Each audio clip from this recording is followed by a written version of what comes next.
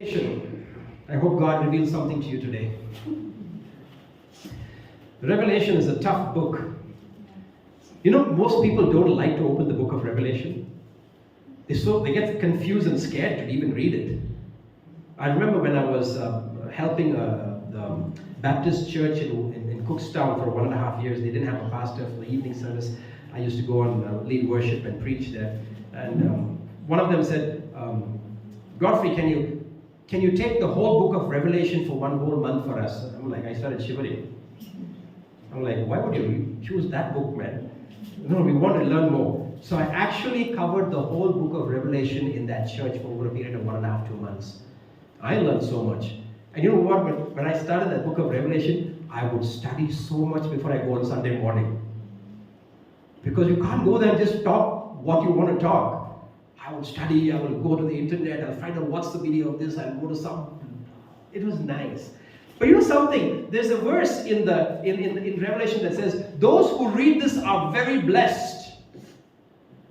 Apart from all the books in the Bible, this particular book of Revelation, if you read it, there's a special blessing on your life, apart from all the other books that you get blessed. So start reading this because the extra blessing is there. Bonuses are here. Okay? So Revelation chapter 2. Revelation 2. And today I want to talk about those golden days. Those golden days. Revelation 2 from verse 1. Write this to the angel of the church in Ephesus. This is the message from the one who holds the 7 stars in his right hand, the one who walks among the 7 gold lampstands. I know all the things you have done. I know all the things you do. I have seen your hard work and your patient endurance. I know you don't tolerate evil people. You have examined the claims of those who say they are apostles but are not. You have discovered they are liars. You have patiently suffered for me without quitting. But I have this complaint against you. You don't love me or each other as you did at first. Wow. Look how far you have fallen. Turn back to me and do the works you did at first. If you don't repent, I will come and remove your lampstand from its place among the churches. But this is in your favor. You hate the evil deeds of the Nicolaitans, just as I do. Anyone with ears to hear must listen to the Spirit and understand what he is saying to the churches. To everyone who is victorious, I will give fruit from the tree of life in the paradise of God. Basically what God's saying is, I've seen all of what you're doing. I know what you are. I know your heart. I know your intentions. Look at this. There's 6 points that he's appreciating about us. The first one is this: I know all the things you do.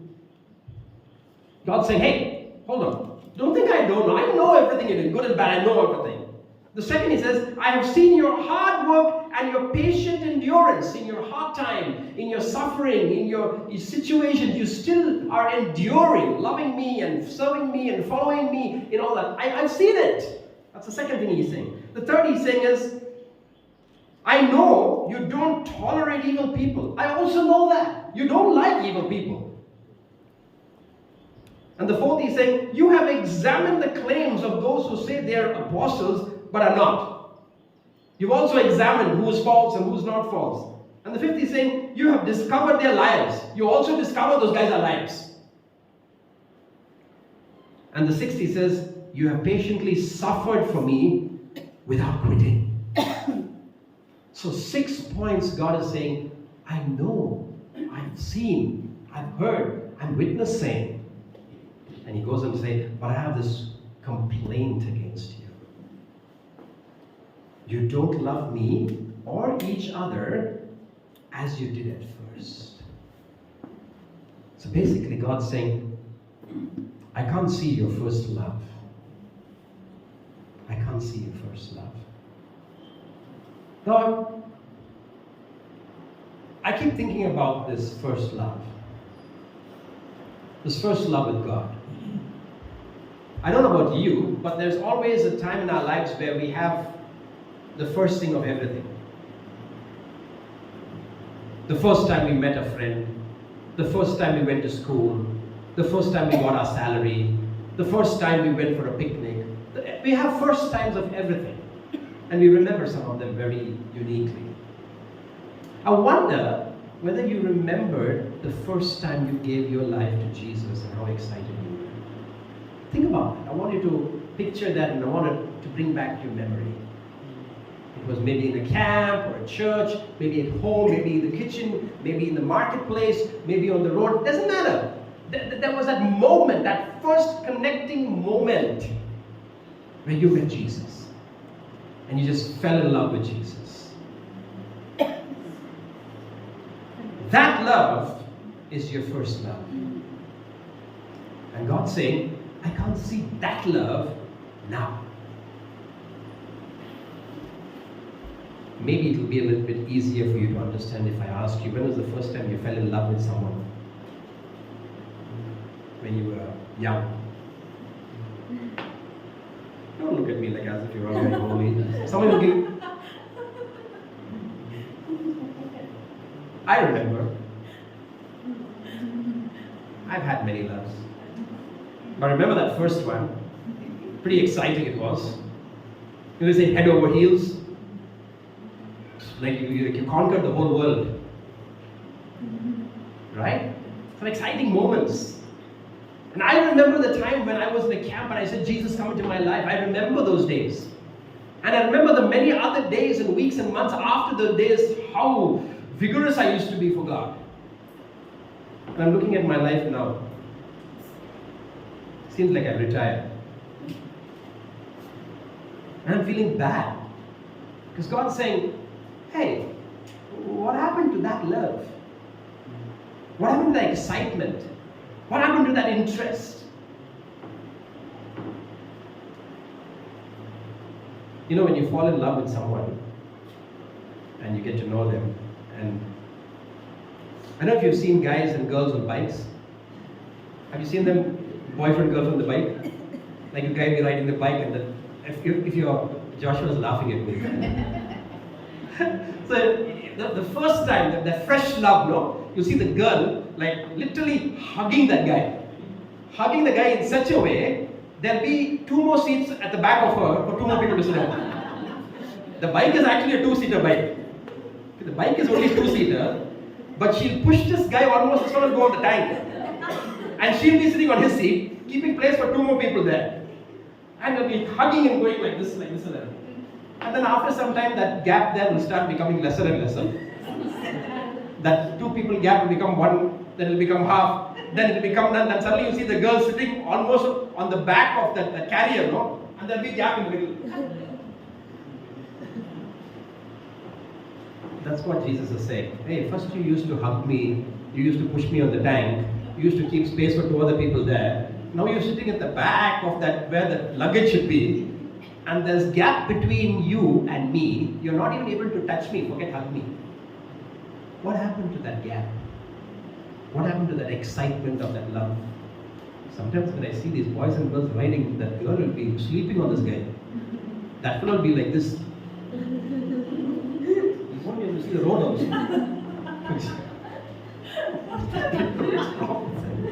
There's an extent for love. That's not that you go crash somewhere. And after some time you'll see nobody's riding the bike anymore. That girl is somewhere, this guy is somewhere. God's saying, hey, I just love that hugging, that intimacy that you had with me, that fun stuff. And what happened now? What happened now? What changed? What changed? Did I become different to you? Did I stop blessing you? Did I stop loving you? Did I stop protecting you? Did I stop supplying for you? Did I stop, honoring? Did I stop anything? We all know the answer is no. And the answer is, why did you stop loving me? I never stopped being who I am to you. I never stopped giving you whatever you wanted. I never stopped protecting you I never stopped. Why did you stop? I never asked you, what did you give me? I'm asking you, why did you stop loving me? He's not asking us, why you never gave tithe and offering? He's not asking us why you didn't come do ministry. He's just saying, hey, that first love, I don't find that anymore. And interestingly, he's saying, not only for me, even for other people, you don't love them anymore. So the problem is, listen, the problem is, we don't have an issue of love to God. We also have an issue of love to others. So the problem is not others, and the problem is not God. The problem is us. If we love others and don't love God, or love God and don't love others, that's a different story. God's saying, I'm finding you're not loving me the same way. You're not even loving others the same way. That's a major problem. There's an issue here. The issue is we have forgotten what is love. We have forgotten what is that commitment and that zeal and that juice. We've forgotten the juice. How can we forget the juice? How can we taste the juice and forget it? How can we do that? And God's saying, I know all these things, I've been seeing all these things, you're doing great. Now, why is it important that we have this first love with God? Why is it important? Think about this. Maybe you think, hey, I didn't leave God. I didn't stop church. I'm tithing. I'm helping with ministry. What's God's problem? I never ran away from Him. What's the first love He's talking about? Well, that's the point exactly He's talking about. What He's saying is, I'm not interested in all these things that you do for me or do to me. I'm asking you who you are to me. The point is exactly what you're thinking. It's not what we do for God, it's who we are to God. That's concerning Him. That's worrying Him. That's making Him feel sad and confused.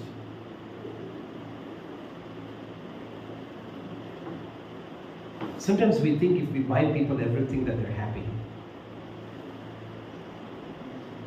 You can buy somebody everything, and if you don't spend time with them, they're not happy. If they're normal people, they're not happy. If they're people who only wanted what you're buying for them, then they're fine. Sometimes you think, I'll give you whatever you want. These days, people want to get married to each other for material things. You have a house, you have a car, you have a good job, you have a credit card, I'll marry you. They're not bothered what kind of a marriage that will be. It'll be a marriage like a slave, it'll be a marriage that's abusive, it'll be a marriage. They're not bothered about that. As long as I want what I want, you can do what you want. Unfortunately, our God is not a convenience God. He's not interested in our things. He's interested in us. He wants us, not our things. And unfortunately, we're not interested in Him, we're interested in His things. Think about it. Our God, we are not interested in Him, we are interested in His things. Sounds like some couples that you know. There are a lot of people that we know, right? One person loves the person so much and not bothered about what the person has. The other person loves the things that the person has, not bothered about the person. That's exactly what God is defining in this chapter. I see all the things you do and where's that first love? I just want that. Because I enjoyed that. I relished that. I was excited about that. And the whole point about this first love, let me come back to the question, what's the big deal about the first love? You see, when you love someone with all your heart, and when it's the first excited love, what you do comes out of that love. I hope I'm making myself very clear. When you genuinely love someone with a true love from inside, and when it's first love and exciting love and pure love, then what you do to that person is flowing out of that love of purity to the person. And that's why God's worried about the things that you do to Him without loving Him. Because He's saying the things that you do and that first love are not connecting here anymore. Because when you do something that comes out of that pure first love, I'm loving the things that you do also. But if you're just doing those things and not loving me, it's concerning me, because my question God is asking is, where are you doing those things from? It's not from your love. It's from your brain and your intellect and your information and your knowledge. It's not from your first love that you're doing these things to me. You'd rather not give God anything and just get back to your first love, and He will love you for eternity and be so excited about it, than give everything to God and do everything to God and not be connected with the first love. That's going to make Him sad, and He doesn't want that.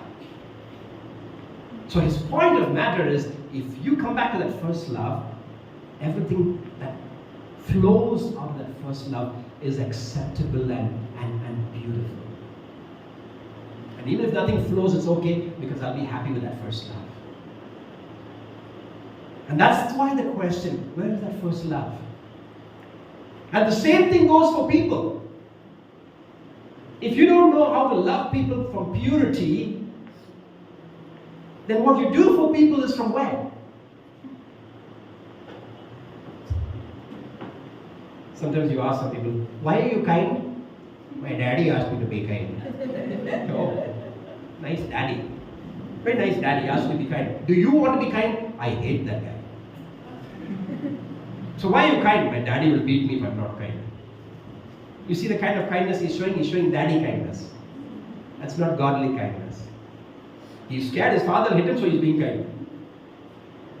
Sometimes we do that to God. God asks, why are you loving me?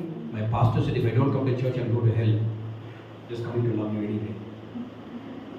Please don't love me like that. I don't want that love. It doesn't work with me that way. No, my great-grandfather was also a bishop. He always told me when I was small, doesn't matter what you do, but go to church on Sunday morning. Doesn't matter what you do. Do anything. Be a jerk, be a criminal, be a scoundrel, do anything. Go to church on Sunday morning. No, that's not the God we serve. That's not. That's what He's saying. I don't want that. I'm wanting that first love, because the point here is, He tasted your first love. That's the good and the bad part of the story. He tasted your first love. You gave an authentic taste of your first love to the Lord. And now you mixed it with water. Have you tried giving someone pure juice and the next time they come you put half water and give it to them? Make good juice and give it to someone one day. The next day they come, you have little juice. So you have to give them juice. So you put full water in the glass and give them the juice. If they're genuine people, they'll say, what did you do to this man? If they're genuine people, they'll say, what did you do to this man? But if they're not genuine people, they say, very nice guy. And you will also feel nice. What we're doing this now is what God is saying is, you're adulterating your love and giving it to me. I want the first love. I like the taste of that. I love that. Can you get that back to me? The question that I have this morning is, do you think it's possible to give God your first love? I want you to think about it. Do you think it's possible for you to give that first love to God that you gave Him once upon a time, since He's tasted it? That's the first question. Do you think it's possible?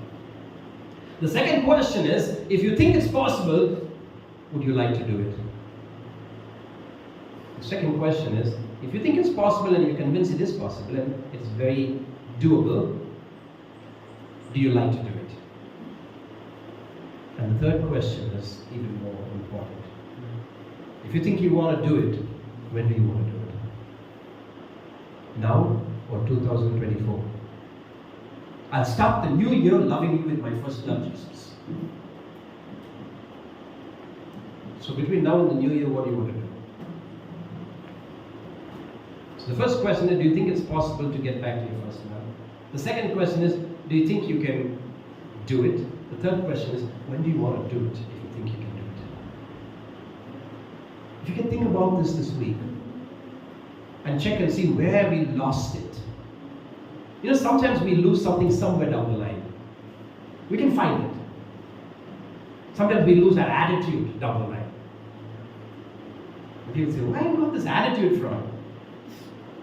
No, I'm okay. No, you're not okay. You have such attitude. I never knew you like this. No, I'm fine. When someone says that you're not fine, go find out where you lost it.